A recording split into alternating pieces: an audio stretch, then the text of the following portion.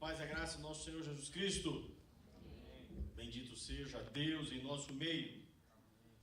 Queridos, hoje nós vamos falar sobre solos Cristos, que é uma das características da Reforma Protestante. Quem não ouviu falar sobre a Declaração de Cambridge, por favor, assista a nossa primeira preleção, quando eu falei sobre sola Escritura. E aí eu vou falar de onde vem esses 5 solas que vai ocorrer dessa declaração de Cambridge, que vai falar sobre a razão da nossa fé e vai condensar a nossa fé em 5 características, tá certo? E hoje nós vamos falar sobre solos Cristos. Eu poderia falar de diversas formas, vocês sabem que eu gosto de trabalhar com texto expositivo e a partir da exposição trabalhar sistematicamente, tá certo? Diante disso, abra sua Bíblia comigo em Atos dos Apóstolos, capítulo 4. Eu vou ler com você a partir do versículo 7. Atos dos Apóstolos, capítulo 4, a partir do verso 7 até o verso de número 12.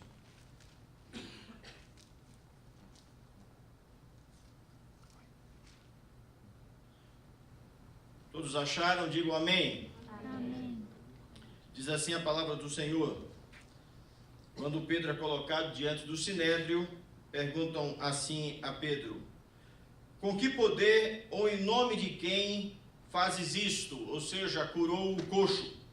Então Pedro, cheio do Espírito Santo, lhes disse: autoridades do povo e anciãos, visto que hoje somos interrogados a propósito do benefício feito a um homem enfermo e do modo por que foi curado, tomai conhecimento, vós todos e todo o povo de Israel, de que em nome de Jesus Cristo, o Nazareno, a quem vós crucificastes e a quem Deus ressuscitou dentre os mortos, sim, em seu nome é que esse está curado perante vós.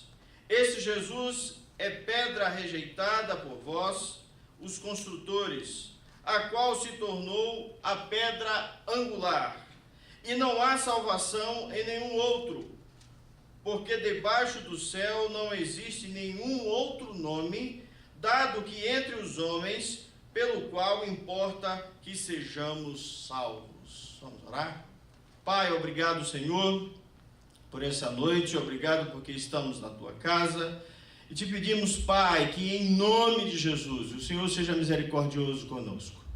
O Senhor nos faça ouvir a sua voz, o Senhor nos dê, ó Deus, a tua palavra, que o Senhor nos dê do teu Santo Espírito, perdoe os nossos pecados, ó Pai, abrindo o nosso entendimento, fazendo com que sejamos prontos como solo fértil para receber o ensino da tua palavra.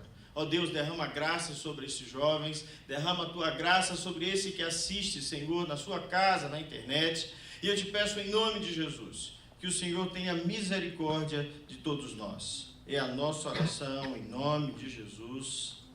Amém. Irmãos, Jesus Cristo e a cruz são 2 marcas indeléveis da cristandade.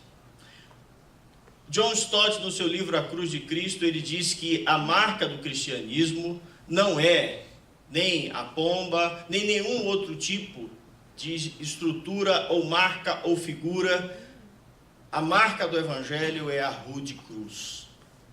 E é justamente a cruz por causa do fato do Senhor Jesus Cristo ter morrido nessa cruz para salvar pecadores.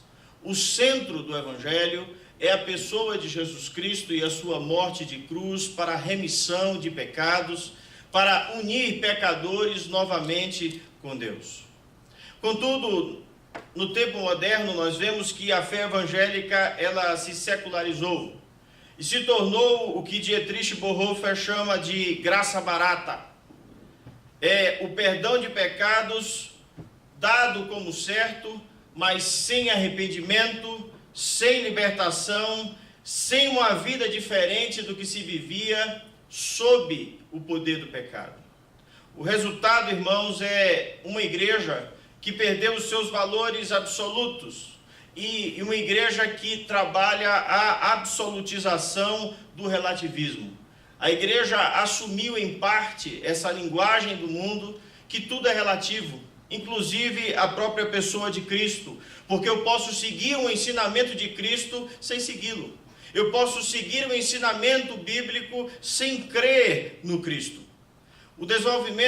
Houve também um desenvolvimento do individualismo permissivo, em que as pessoas vivem do jeito que elas desejam, sem compreender que elas precisam estar submissas à pessoa do Senhor Jesus Cristo. Diante disso, houve a substituição da santidade pela integridade secularizada. Ou seja, o que importa é que eu tenha uma vida pública bacana, correta, que eu pague os meus impostos e que eu tenha uma religião que eu possa seguir, mas não necessariamente obedecer em todas as regras. Nem tudo que Jesus diz eu tenho que me submeter. Nem tudo que está escrito na Escritura é verdadeiro, né? Aqui é a ideia da substituição do arrependimento pela superação pessoal.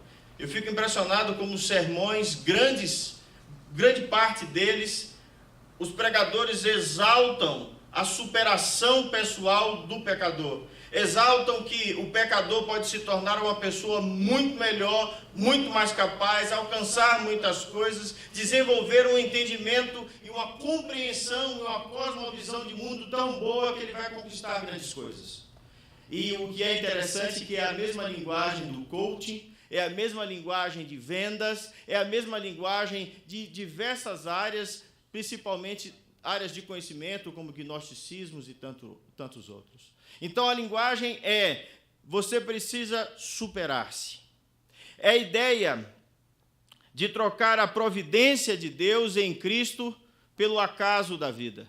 É a ideia de trocarmos e substituir a esperança duradoura que nós temos na morte de Cristo em nosso lugar pela gratificação imediata. É quando eu posso usar o nome de Jesus Cristo como um meio de alcançar alguma coisa. É quando eu pego o nome de Jesus Cristo e uso como um amuleto, como uma forma de alcançar algo que o meu coração tanto deseja. Portanto, o que nós vemos hoje é Cristo e sua cruz se tornaram um adendo à vida e à pregação de muitos pregadores na vida cristã. Em outras palavras, como diria Dietrich Bonhoeffer, é cristianismo sem Cristo. Na Reforma Protestante, irmãos, Jesus é o centro. Ele é o tudo. Ele é o Criador. Ele é o Senhor da glória. Ele é aquele que vem e se encarna em forma humana para salvar o homem incapaz de salvar a si mesmo. Lutero, ele vai derrubar essa tese de que era necessário conhecer toda a filosofia, dominar o conhecimento humano, compreender as coisas humanas para que pudéssemos conhecer a verdade de Deus. Isso durante anos, irmãos, foi estabelecido. Eu precisava primeiro aprender filosofia, aprender todos os pensadores, aprender todas as formas de conhecimento para que eu pudesse me aproximar da Escritura. Lutero joga isso no chão e diz que o justo viverá pela fé. E ele mostra que a fé é suficiente para compreendermos a verdade de Deus, e a fé ela é suficiente para entendermos a verdade de Deus em Cristo. Não há fé sem Cristo. Não há salvação, transformação, redenção sem Cristo. O que nós precisamos entender é que o que Pedro está pregando aqui é que Jesus é o centro de tudo aquilo que está acontecendo na vida dos apóstolos. Olha o texto comigo. Eles perguntam com que poder e em nome de quem eles estão fazendo essas coisas. Vocês se lembram que os religiosos fizeram essa pergunta a Jesus? Fizeram a pergunta acerca de João. Ou melhor, perguntaram para Jesus com que poder Jesus fazia aquelas coisas, e Jesus responde com outra pergunta, perguntando se o batismo do João era de homens ou do céu. Então, eles, sabendo que se respondessem que era dos céus, eles tinham que se batizar e não fizeram. E sabendo que se eles dissessem que era dos homens, eles temiam o povo, então eles disseram, nós não sabemos. E Jesus então disse, então tampouco eu vou dizer com que poder eu faço essas coisas. Mas aqui Jesus já havia morrido. Aqui Jesus já havia entregue a sua vida na cruz. Aqui Jesus já tinha cumprido um plano da redenção de Deus, trazendo à luz o plano do Pai para salvar todos aqueles que creriam no seu Filho. Então Pedro vai dizer, olha, foi neste Cristo, foi por esse que vocês crucificaram. Foi no poder dele, na ressurreição dele, que este homem foi curado. E não somente isso, ele vai dizer, e não há salvação em nenhum outro, porque abaixo do céu não existe nenhum outro nome dado entre os homens pelo qual importa que sejamos salvos. Verso 12. O que Pedro está dizendo aqui, irmãos, é que Jesus é o centro do Evangelho. Tudo Deus preparou para que Jesus viesse à terra. Deus desenvolveu o plano da salvação através de um plano perfeito para que na plenitude dos tempos Jesus viesse à terra. A primeira verdade que nós encontramos nesse texto, irmãos, é que não há salvação em nenhum outro nome, em nenhuma outra pessoa que não seja o Senhor Jesus Cristo.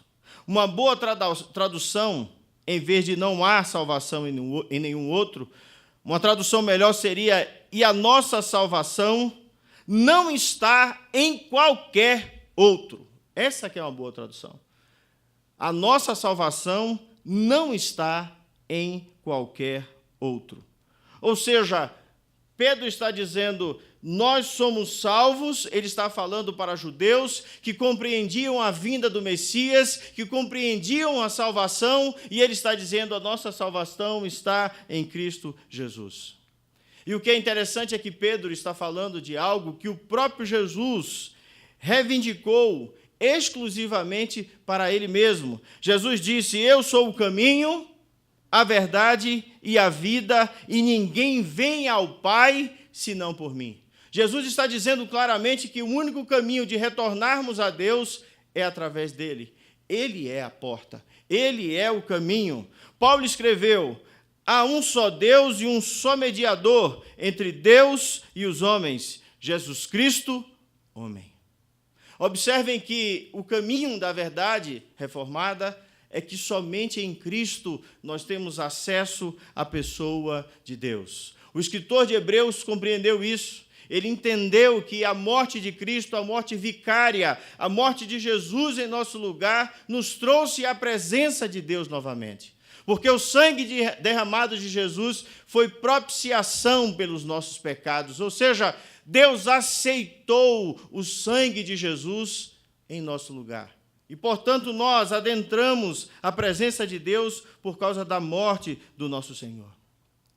O que é interessante, irmãos, é que essa afirmação ela irrita muitas pessoas.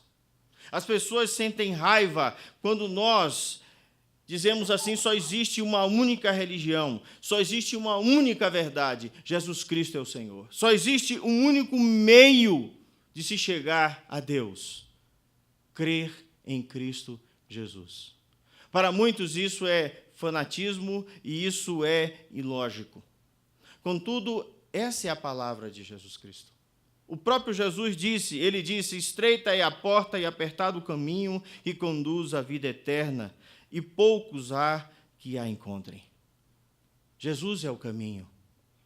É difícil compreender essa verdade. O que nós temos que entender é que o mundo inteiro ouve isso como algo que é absolutamente loucura. Para nós é absolutamente real, porque nós entendemos a verdade do Pai. Portanto, eu só posso entender que Jesus é a porta, é o caminho. Só entendemos que Jesus é a única forma de irmos a Deus, porque primeiro Deus se revelou a nós. Então, irmãos, essa verdade ela está oculta ao mundo. O mundo não pode ver essa verdade, o mundo não pode entender a loucura de Deus para a nossa salvação. O mundo não pode entender que foi na derrota de Deus na cruz, na compreensão humana e na morte de Jesus Cristo que nós recebemos vitória. É naquele momento e naquela morte de cruz que nós fomos salvos, que os nossos pecados foram pagos, que o escrito de dívida que estava contra nós foi colocado diante de Deus. Colossenses capítulo 2. Esse é o caminho, isso é loucura para o mundo. Mas essa é a revelação da fé que Deus nos dá. O Senhor Jesus disse: eu sou a porta do aprisco. E se um homem procurado vir me buscar, vai me encontrar. Essa é a linguagem, foi assim que Jesus disse? Todo aquele que me buscar me encontra, é assim que ele disse? Não. É todo aquele que meu Pai me der. Portanto, o Pai precisa revelar, o Espírito Santo precisa abrir os olhos. Jesus disse: eu sou o bom pastor. As minhas ovelhas conhecem a minha voz. Portanto, é Jesus que chama os seus escolhidos, é Jesus que abre os nossos olhos, é Jesus que nos faz entender a sua verdade. Pedro está apenas repetindo o que Jesus tinha dito. Pedro está dizendo: não há salvação em nenhum outro. Isso significa que ninguém pode ser salvo por ser bom. Ninguém pode ser salvo por fazer boas obras. Ninguém pode ser salvo por viver uma vida justa e correta, porque essa vida não é suficiente para adentrar na presença de Deus. Ninguém é bom o bastante. A linguagem é que somente um pode adentrar na presença de Deus: Jesus Cristo, o justo, o perfeito, o santo. Observem que quando Deus nos dá a lei no Antigo Testamento, é para relacionar-se com o seu povo. Deus diz assim: vocês querem se relacionar comigo? Tudo bem, então vocês têm que agir dessa forma. Só que Deus é tão perfeito, tão justo, tão puro, tão maravilhoso, que a lei, que era para nos unir a Ele, condena. Portanto, você não consegue ser bom o bastante para agradar a Deus.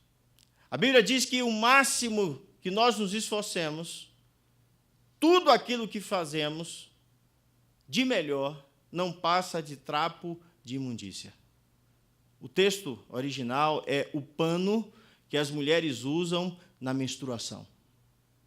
Ou seja, aquela é a maior obra que nós podemos fazer diante de Deus. A linguagem bíblica é que não é suficiente para nos salvar. Não é suficiente para nos achegarmos a Deus. Então, ninguém vai se chegar a Deus por ser bom.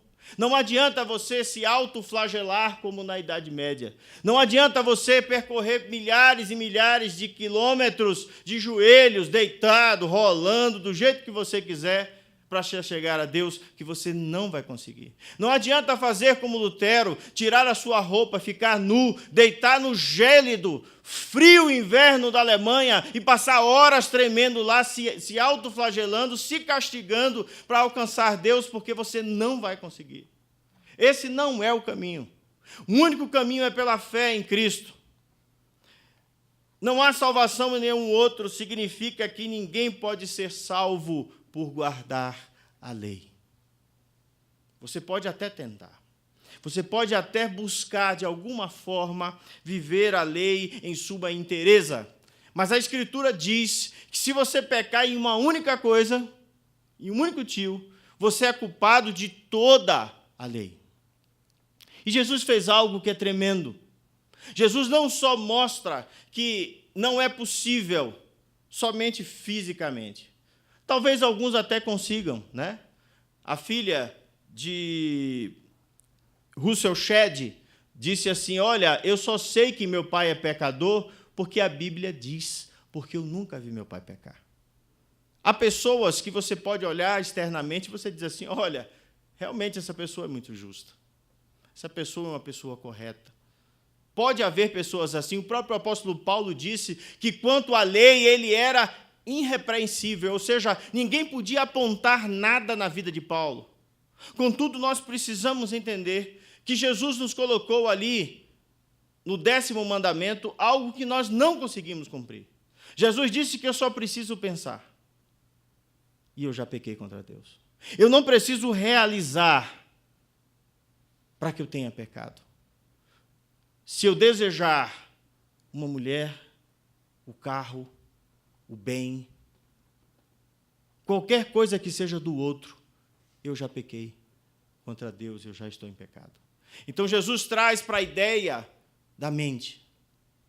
Se eu só pensar, eu já estou condenado diante de Deus.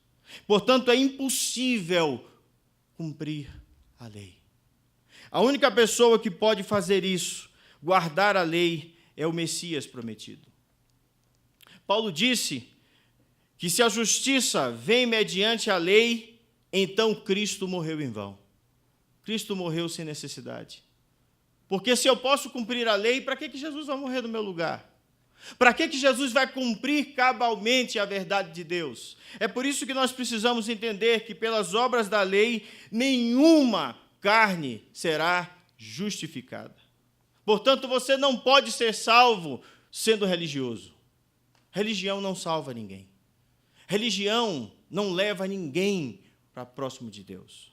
Você não pode ser salvo por ser sincero. Sinceridade externa não é sinceridade de coração. Deus já deixou isso claro em diversos textos e em muitas linguagens, que é Deus que esquadrinha o nosso coração. É Deus que conhece de fato o nosso entendimento. Jesus mostrou diversas vezes que é do coração que brotam os maus caminhos. Às vezes por fora nós temos grande sinceridade, mas por dentro, irmãos, na nossa mente, no nosso coração, apenas estamos sendo educados. Seja sincero. Se as pessoas pudessem ouvir os seus pensamentos. Quantas vezes você já comeu alguma coisa e alguém diz assim, tá bom, você diz, ótimo, tá muito gostoso, e você está mentindo? Eu estou dando um exemplo simples, coisa boba. Agora multiplique isso por tantas outras coisas que você pensa. Sem sinceridade nenhuma. Apenas sendo educado da boca para fora. Você não pode comprar salvação.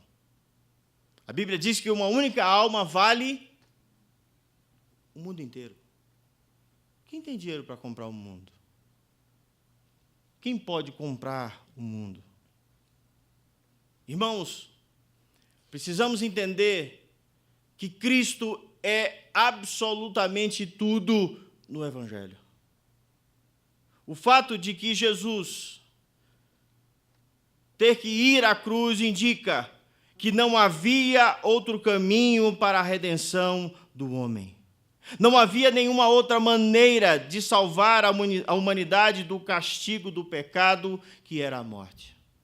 Irmãos, na oração de Jesus no Getsêmani, quando ele chora e soa sangue, diante de Deus, ele diz, Pai, passa de mim esse cálice. E se existir outra forma, vamos traduzir? Faz de outro jeito, meu Pai.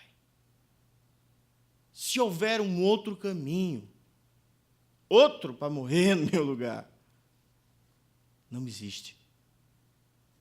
Jesus ouviu silêncio. Ele sabia que a rota dele era a cruz. Jesus sabia que o caminho dele era morrer para salvar aquilo que se havia perdido, diz a Escritura. Morrer pelos santos. O sangue derramado no altar para a expiação da alma, pois é o sangue que se faz expiação pela alma dos pecadores. É o sangue puro de Jesus. Deus só ficaria satisfeito, irmãos, com alguém perfeito morrendo naquele lugar. Paulo diz que você pode doar tudo que você tem. 1 Coríntios 13. Você pode fazer tudo que você quer, você pode entregar o seu próprio corpo para ser destruído, você pode fazer tudo. Mas ainda assim, se você não amar, isso não significa absolutamente nada. Olha que Paulo está falando de uma relação de um homem para o outro. De uma pessoa para outra. Agora pense de você para Deus. Se para com o outro eu preciso ter amor para realizar essas coisas, quanto mais para Deus, irmãos, nós somos absolutamente incapazes. No livro de Hebreus, lemos que sem o derramamento de sangue, não há remissão de pecados. Não há como termos a nossa ficha limpa. Você sabe qual é a ideia? Eu já preguei isso para vocês, quando eu falei sobre o poder do sangue de Cristo, num dos nossos estudos, está na internet. A ideia é que eu tenho que morrer. Deus disse que se eles comessem da árvore do bem e do mal, certamente eles morreriam. E todos têm que morrer. Então Deus, em sua sabedoria tremenda, atenuou a pena e matou 2 animais no lugar de Adão e de Eva. O texto diz que Deus cobriu a vergonha deles com peles de animais. Para você tirar a pele de um animal, irmãos, você tem que matá-los. Portanto, morreu 2 animais inocentes para que Adão e Eva continuassem. Deus atenua a pena. Diz Adão que ele vai suar o suor da testa no seu trabalho. A mulher vai ter dores de parto. A serpente que organizou tudo isso, ludibriou a Eva, vai rastejar-se e vai pagar, em Gênesis 3,15, com a vinda daquele que nasceria da mulher, aquele que esmagaria a cabeça da serpente. A linguagem aqui, irmãos, é que aqueles animais morreram no lugar de Adão e Eva. Em Gênesis, você vai ver claramente também quando Deus requer o filho de Abraão, Isaque. E Deus entrega um outro animal para que morra no lugar do filho dele. Você vai ver a mesma linguagem no livro de Levítico, quando Deus diz claramente no 1º capítulo que todo aquele que fosse à sua presença teria que levar um animal. A mão era colocada sobre a cabeça do animal como uma transferência de culpa. E aquele animal era morto no lugar do adorador. O sangue daquele animal que era derramado no altar tornava aquele que estava adorando perdoado. Contudo, isso era algo que tinha que ser repetido várias vezes, porque nós continuávamos pecando e tínhamos que repetir esse ato várias vezes. Porque aquele animal, diz o escritor de Hebreus, não era perfeito. Porque aquele animal não podia limpar completamente a nossa vida.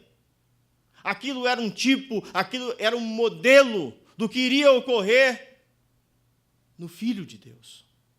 É por isso que o escritor de Hebreus vai dizer que quando Jesus morre, ele morre de uma vez por todas. Ele pagou cabalmente a nossa dívida. Abra sua Bíblia comigo. Colossenses, capítulo 2, verso 12. Que vai dizer claramente a partir do 11.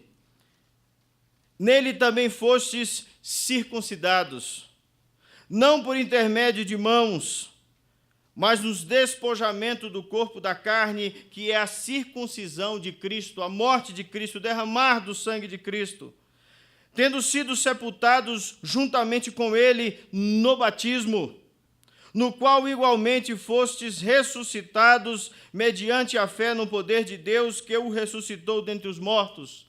A linguagem é de perdão, de purificação e de ressurreição. E a vós outros, que estáveis mortos pelas vossas transgressões e pela incircuncisão da vossa carne, vos deu vida juntamente com ele, perdoando todos os nossos delitos, tendo cancelado o escrito de dívida que era contra nós e que constava de ordenanças, o qual nos era prejudicial, removeu-o inteiramente, cravando na cruz, e despojando os principados e as potestades publicamente, os expôs ao desprezo, triunfando deles na cruz. Onde foi o triunfo de Cristo, irmãos? Na cruz. Cristo e a cruz são absolutamente importantes e o centro do Evangelho. Aqui, o apóstolo Pedro vai nos dizer o seguinte, no primeiro capítulo, verso 18: porquanto vós sabeis que não foi por coisas corruptíveis, como prata e ouro, que fostes resgatados do vosso fútil procedimento, que vossos pais legaram, ou seja, o pecado original que desceu sobre todos nós, e todos nós pecamos, recebemos o legado dos nossos pais, Adão e Eva. Mas com o precioso sangue de Cristo, como de um cordeiro sem defeito e sem mancha. Você entende por que sem Cristo não há evangelho, não há salvação? Vocês entendem que Cristo é o centro de toda a verdade de Deus e o motivo pelo qual nós nos reunimos nessa noite? Vocês entendem que você era incapaz de pagar a sua dívida diante de Deus e que Jesus é aquele que morre por você e paga cabalmente o seu pecado? Irmãos, o que faz Deus nos aceitar é a retidão de seu Filho. Não adianta você ser bom, santo e justo. Não é a santidade que te traz salvação. É a salvação que desenvolve em você santidade. A marca daquele que é salvo, que foi lavado e remido pelo sangue de Cristo, é passar a buscar a retidão do seu Senhor. É o coração regenerado, é o coração de pedra transformado em coração de carne, é o filho desobediente que era inimigo de Deus, que se torna servo justo de Cristo, pelo poder da sua morte e morte de cruz. Aqui é o poder regenerador do Senhor. Irmãos,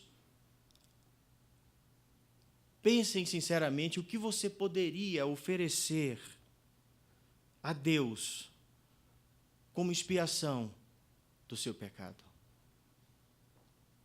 O que é que você pode oferecer a Deus? O que oferecer àquele que é pleno? Quem pode dizer: Deus, olha todo o meu trabalho, Senhor. Olha como eu sou bom no reino dos céus. Olha quantas pessoas eu prego. Olha, Senhor, eu prego o evangelho a tantas pessoas. Deus, olha a minha história. Será que alguém pode dizer isso, irmãos? A não ser o Filho de Deus, que era humilde, perfeito, santo, que não usurpou ser igual a Deus, mas se humilhou como servo. Despiu-se de sua glória, irmãos. Nós desejamos o caminho inverso, você já percebeu isso? Jesus deixa toda a sua glória, deixa tudo o que ele de fato é, para se tornar a nossa carne, em semelhança do pecado, mas sem pecado.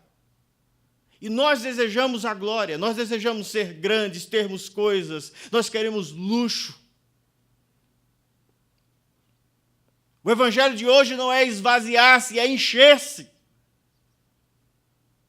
E quanto mais bens, melhor. Mais Deus está comigo. O evangelho inverteu-se, irmãos. Esvaziou-se. Ficou sem Cristo. Ficou sem discipulado. Ficou sem cruz. O evangelho ficou sem negar a si mesmo. Esquecemos do que Jesus disse: aquele que quer vir após mim, negue-se a si mesmo, tome a cruz e siga-me.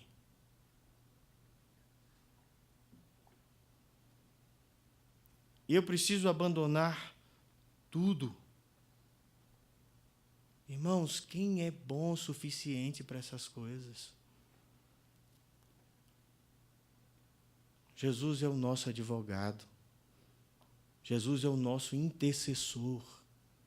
Jesus é aquele que morreu por nós, em nosso lugar, na cruz do Calvário, para que pudéssemos estar na presença de Deus.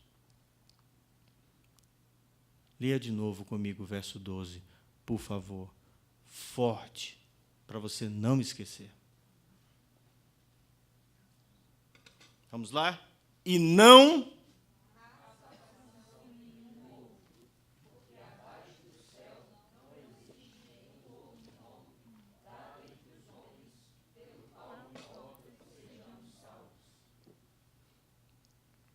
Não há salvação em nenhum outro debaixo dos céus. Segundo lugar, não há ninguém, nem nenhum outro nome debaixo do céu dado aos homens, pelo qual importa que sejamos salvos. Ninguém pode fazer isso. Significa, irmãos, que você não pode ser salvo por Buda. Significa que você não pode ser salvo por Mohammed. Significa que você não pode ser salvo por Paulo, José, Maria ou Isabel. Significa que você não pode ser salvo por conhecimento humano. Significa que você não pode ser salvo por qualquer meio que eleve a intelectualidade humana. Você não pode ser salvo por nenhuma forma para que você seja levado à presença de Deus. Não há nenhum outro nome. Não há ninguém ao não ser Cristo Jesus. Vamos pensar nesse coxo, irmãos. O poder do nome de Jesus tinha acabado de ser provado na cura daquele homem coxo, que está aqui no capítulo 3. O homem tinha 40 anos sem andar. E Pedro diz para ele, levanta e anda. O que Pedro está mostrando é que o Deus da glória, o Deus que faz com que todas as coisas voltem a ser como deveriam ser antes da queda. Que o poder glorioso da ressurreição do Messias, que Pedro vai dizer, olha, esses a quem vocês crucificaram, mas ele ressuscitou. E é no poder dessa ressurreição que Pedro está pregando. É no poder dessa ressurreição que ele está mostrando que não há nenhum outro nome, nem ninguém que possa fazer o que Jesus fez. Quando aquele menino, aquele jovem, que era cego, e se aproxima de Jesus, e Jesus faz lodo do chão, e unta os olhos dele, e diz, vai e se lava no tanque de Siloé, depois se apresenta no templo. Quando perguntaram a ele quem fez isso, ele fez, Senhor, eu não sei. É óbvio, ele era cego e estava com o olho cheio de lodo. Como é que ele vai saber quem fez? Mas ele diz, mais uma coisa eu sei. Ninguém que não seja de Deus pode abrir os olhos de uma pessoa que seja cega de nascença. Eu nunca vi isso ocorrer na história. E aqueles religiosos olham para ele e dizem assim, você nasce todo em pecado e quer nos ensinar? Ali ele está dizendo, existe um Deus sobre a terra. Será que ele não é o Messias? Será que ele não é o Deus glorioso, poderoso da terra? Será que esse não é aquele ao qual nós esperamos? O apóstolo Paulo afirma, irmãos, a respeito de Jesus em Filipenses, capítulo 2, a partir do verso 8, ele vai dizer, e achado na forma humana, humilhou-se, tornando-se obediente até a morte e morte de cruz.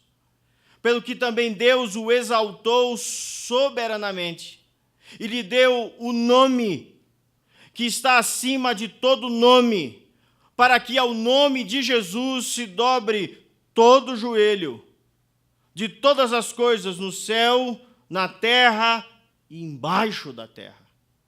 E que toda língua confesse que Jesus Cristo é o Senhor, para a glória de Deus Pai. Irmãos, não existe outro nome. Não existe ninguém que possa se comparar a Cristo. O nome Jesus é uma tradução grega do nome hebraico Joshua, ou Yoshua, que em hebraico significa Jeová é salvação. E aí começou uma seita nova, não sei se vocês já viram, eu recebi algumas cartas, como pastor lá do Cruzeiro, deixaram uma carta para mim, dizendo assim: você está sendo enganado. O nome de Jesus não é esse. O nome de Jesus é Yoshua. E ele mostrou diversos textos e disse assim: todo aquele que crê no nome de Jesus vai para o inferno. Irmãos, eu nunca vi tanta ignorância em toda a minha vida. Porque o nome de Jesus é o nome grego. Assim como Cefas é Pedro. Assim como era costume da época você ter um nome grego e outro judeu. Jesus é o Senhor. Ele é Deus. Quando o anjo fala a José a respeito da gravidez de Maria, ele diz: o que nela foi gerado é do Espírito Santo, José. E ela dará à luz um filho e lhe chamará Jesus, porque ele salvará o seu povo dos seus pecados. O nome de Jesus está intimamente ligado, está identificado com a missão de perdoar pecados. Não há outra forma, outro nome ou outro caminho para sermos salvos e termos os nossos pecados perdoados. Os anjos anunciaram aos pastores em Lucas 2:11, quando ele vai falar da boa nova de grande alegria, ele diz: vos nasceu hoje, na cidade de Davi, um Salvador, que é Cristo, o Senhor. Jesus é o Senhor. Jesus é o Deus glorioso encarnado. Ele é aquele que tabernaculou conosco. O próprio Pedro, em outro discurso aqui no livro de Atos, no capítulo 5, ele vai declarar a respeito de Jesus algo maravilhoso, nos versos 30 e 31. Ele vai dizer: o Deus de nossos pais ressuscitou a Jesus, a quem vós matastes, pendurando-o no madeiro. Deus, porém, com a sua destra, o exaltou a príncipe e salvador, para conceder a Israel o arrependimento e a remissão de pecados. Observem que Jesus é aquele que nos traz remissão de pecados. Mas é necessário que eu me arrependa diante desse Senhor Jesus Cristo. Observe que o que Pedro diz: não há outro pelo qual sejamos salvos. Será que eu posso confiar em outra pessoa para a minha salvação? Será que existe algum outro atalho que eu possa seguir em qualquer outra religião? Será que eu mudando de presbiteriano para batista, de batista para presbiteriano, de presbiteriano para assembleano, de assembleano assim em diante, eu vou encontrar uma forma melhor de ser salvo? Ou eu tenho que entender que Jesus é o Filho de Deus e Ele é o meu Senhor, e essa é a única forma de eu ser verdadeiramente salvo nele? A versão siríaca, irmãos, que é uma das mais antigas, que vai no entre o segundo e quarto século, ela traduz: e não há redenção em qualquer outro. Eu amo essa tradução. Não há ninguém que possa nos redimir dos nossos pecados. Não há ninguém que possa tirar de sobre nós a nossa falha, o nosso erro. Não há ninguém que possa tirar de sobre nós a ira de Deus. pelo pecado, pela desobediência. A ira de Deus, irmãos, tinha que ser lançada em algum lugar. Porque Deus disse que nós tínhamos que pagar e tínhamos que morrer. Quando lemos nos evangelhos, a ira de Deus sendo lançada sobre o Senhor Jesus Cristo na cruz. Irmãos, a dor é tanta que ele grita, Eli, Eli, lama sabachthani, Deus meu, por que o Senhor me desamparou? Por que eu estou só na cruz? Aquele momento é momento de ira, irmãos. Aquele momento é inferno para mim e você eternamente, sendo derramado em cima do Cordeiro de Deus que tira o pecado do mundo. Ali é o céu escurecendo, irmãos. Como se Deus cobrisse aquilo que ele não queria ver, e é impossível que Deus não veja. Ali, irmãos, é Jesus redimindo as nossas vidas. Cristo é o único Salvador e Redentor. Jesus é aquele que foi prometido e profetizado como tal, que salvou e redimiu o seu povo da lei, do pecado e do inimigo Satanás, o inimigo das nossas almas. A salvação não deve ser, irmãos, procurada nem esperada em qualquer outro lugar. Jesus é aquele que amarrou Satanás, destruiu as suas obras, nos fez livres dele e do pecado, para que pudéssemos viver em novidade de vida. Nenhuma outra criatura, o escritor de Hebreus vai dizer, nenhum anjo, nem homens, nem Moisés, nem ninguém. O próprio Jesus diz, eis aqui quem é maior do que Moisés, eis aqui quem é maior do que Jonas. A linguagem de Jesus é que ele é o Senhor, ele é o Deus glorioso e todo-poderoso. Portanto, irmãos, nós precisamos entender que não é a lei de Moisés, não é a minha vida moral, não é a minha cerimônia que vai me salvar. Não é a luz da natureza, não é o mundo, não é me dedicando ao cosmos, ao logos ou qualquer outra coisa que vai me levar à salvação. Não são profetas, não são ministros, não são pregadores. Nenhum deles tem poder de salvar. Nenhum pregador. O único que tem poder de salvar e o único nome pelo qual importa que sejamos salvos é Jesus Cristo, o Filho de Deus. Irmãos, é o nome de Jesus, a sua pessoa, o seu sangue, a sua morte, a sua justiça em nosso lugar, viver a verdade de Deus de forma plena, justa, cabal, cumprir a lei de tal forma que agradou o coração de Deus para que eu e você estivéssemos no lugar dele. A ideia, irmãos, é que você foi colocado para fazer uma prova. E na hora, você olhou e disse assim, mas eu não sei nada, eu não consigo. Jesus disse, levanta, filho, eu vou fazer para você. E faz cabalmente,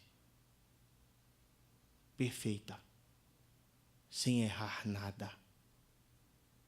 E no final, morre por você.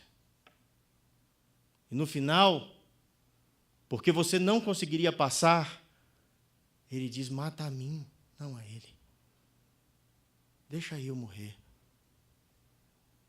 no seu lugar. Esse é Jesus. Esse é o que Pedro está pregando. Irmãos, não há salvação em nenhum outro, significa que não há cura corpórea apenas. Deus não só nos cura fisicamente, mas há salvação espiritual e eterna. A nossa alma é eterna e nós estávamos destinados ao inferno de corpo e de alma. Irmãos, no final dos tempos, quando o Senhor Jesus Cristo voltar, todos os homens ressuscitarão, todos sem exceção. À direita, Jesus colocará os seus, todas as suas ovelhas, todos aqueles que pertencem ao Senhor, e esses também serão julgados, nós vamos aprender isso em escatologia. Todos os homens serão julgados, inclusive os filhos. Daremos conta das nossas obras. E à esquerda, diz a Escritura, que Jesus colocará os bodes e aqueles que não creram no seu nome. E eles serão lançados no lago de fogo e enxofre, junto com o diabo e os seus anjos. Essa é a linguagem. É a justiça de Cristo que nos livrou do inferno e da morte eterna. Portanto, irmãos, eu tenho que entender que Jesus é absolutamente central no Evangelho, que Jesus é absolutamente central em nossas vidas, porque Ele nos deu salvação eterna e nos livrou da ira de Deus. Portanto, irmãos, nem tronos, nem denominações, nem principados, nem poderes, nada, mas o Pai, o Deus poderoso, no poder do Espírito, mediante o seu Filho Cristo, é que nos salva, que nos liberta, que muda a nossa vida. Dentre os homens, irmãos, dentre todos os homens que há embaixo da terra, Jesus foi livremente dado por Deus. O que é que diz João 3,16? Deus amou o mundo de tal maneira que nos deu... Vamos forte, eu quero ouvir forte. Deus amou o mundo de tal maneira...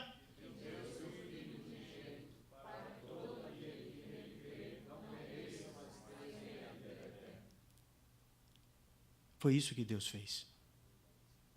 E você sabe o que é mais incrível?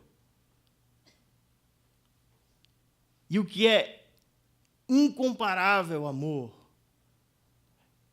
é que Jesus também se entregou porque quis. Ele vai àquela cruz pensando em você. Pai, eu me santifico não somente por esses que tu me destes, mas por todos aqueles que hão de crer em mim. Essa é a oração sacerdotal de Jesus. Jesus orou por você. Jesus se santificou por você. Jesus foi à cruz por você. Livremente ele entregou a si próprio para ser sacrifício pelo pecado do seu povo. E a partir disso, Jesus, ele é pregado livremente entre os homens como o único Senhor e Salvador deles, pois não há outro que possa salvar. E é exatamente isso que Pedro está fazendo aqui, é exatamente o que Paulo fez, é exatamente o que todos, aqueles que vieram da tradição apostólica, têm feito dentro da história. Jesus é o caminho e a verdade, e a única forma de se achegar ao Pai. Essa palavra salvação, irmãos, denota verdades espirituais que somente Jesus Cristo pode proporcionar. Eu não posso fechar sem dizer isso a vocês. E não há salvação em nenhum outro. Significa, especialmente no Novo Testamento, a aplicação da obra do Messias, a obra que o Messias veio fazer para buscar e salvar o que se havia perdido. Lucas 19, 10. É por isso que Jesus é imprescindível. Ele veio com essa missão. Esta salvação refere-se a uma libertação da alma do pecado. Jesus nos salvou dos nossos pecados. Mas significa também, como consequência da libertação do pecado, a liberdade e a libertação de todos os males que o pecado expõe o homem sobre a terra. é a realização da mais perfeita paz e alegria que é concedida aos filhos de Deus, que são separados pelo Pai para a eternidade.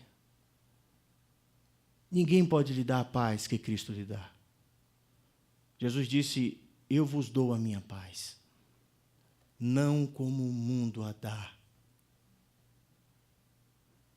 A paz do mundo, irmãos, é dinheiro, conta bancária recheada, bom emprego, carro, plano de saúde, ser amado, alcançar grandes coisas aos olhos humanos, não ter enfermidade, dentre outras coisas. Isso que é a paz que o mundo dá. Segurança humana.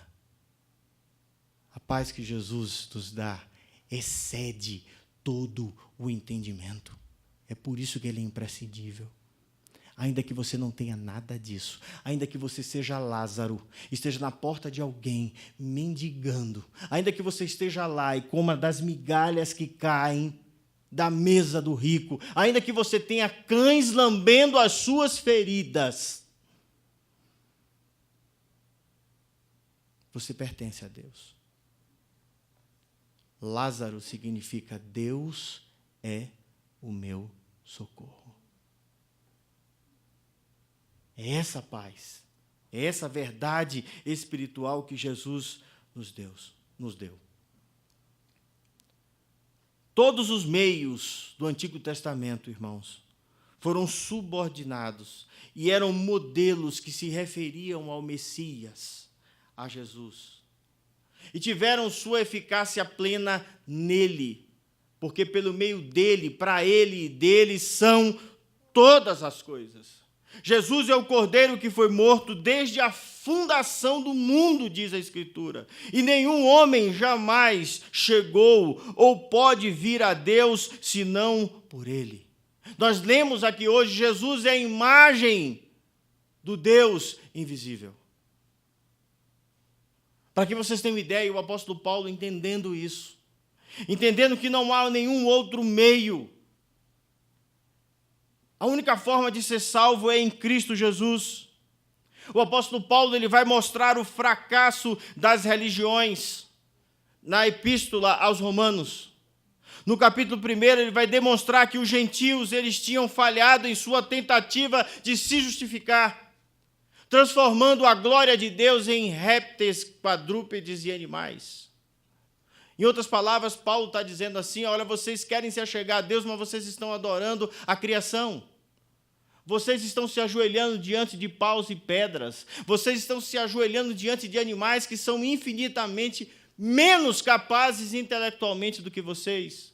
Vocês se tornam indesculpáveis porque vocês não estão vendo a glória de Deus simplesmente na criação. O ímpio, irmãos, não conseguiu se chegar a Deus. O ímpio não conseguiu achar a Deus. Ele diz que Deus é o trovão, Deus é o mar, Deus é tudo, menos o Criador dos céus e da terra. Menos o Deus glorioso que andou sobre a terra, Jesus Cristo. Então Paulo mostra isso. Em Romanos 2:3, Paulo demonstra que o mesmo era verdade também para os judeus, e eles não entenderam, não compreenderam que Jesus é o Deus encarnado sobre a terra. Os judeus não entenderam quem era o Messias. Então observem, irmãos, que os gentios e os judeus falharam. Então havia uma necessidade de um plano muito melhor, muito maior, e Paulo vai explicar a justificação. Paulo vai explicar, irmãos, que nós fomos adotados por Deus. Paulo vai explicar que Deus abriu os nossos olhos. Paulo vai explicar que agora em Cristo Jesus nós pertencemos a Deus. Paulo vai nos mostrar, irmãos, que Jesus é o único meio e o único caminho para nos achegarmos à presença de Deus. Aqui, em Atos dos Apóstolos, capítulo 2, verso de número 21, diz assim: e acontecerá que todo aquele que invocar o nome do Senhor será salvo. Que nome é esse que Pedro está dizendo? Qual é o nome que está acima de todo nome pelo qual importa que sejamos salvos? Jesus Cristo. Esse é o nome que vai ser revelado aqui, nesse discurso de Pedro. E que nós não podemos tirar Cristo do centro da nossa vida. Eu quero concluir dizendo que Jesus tem todo o poder e toda a autoridade nos céus e na terra. Eu quero concluir dizendo que ele tem o livro da história em suas onipotentes mãos. Eu quero concluir dizendo que em breve ele vai voltar com grande poder e com glória para julgar as nações.